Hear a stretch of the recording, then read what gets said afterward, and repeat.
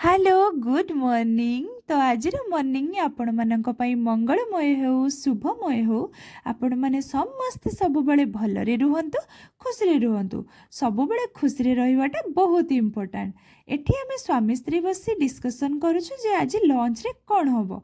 तो मोर हस्बैंड कहले जे मु तम पई आज स्पेशल लंच बनेबी। मु कहले ठीक अछि, तमे मो पई स्पेशल लंच बनाओ आ मु सेतिक भितरे रेडी हे आसी। तो मो पई अमित आनी आसीथिले आज चिलिका कंकड़ा, जोडार रेसिपी मु आपण मानक सहित शेयर मु आज गोटे सिक्रेट आपण मानक सहित शेयर करिवि। एक्चुअली सत कथा हैला, आम दुई जनक भितर अमित बहुत सुंदर रोषे करती। मु जुआडे भी जाए, जोठी भी जो भोजी भात होता किंतु अमित को रोषे आगे सब फीका लगे। से बहुत सुंदर और बहुत टेस्टी खाଇବା बनाती।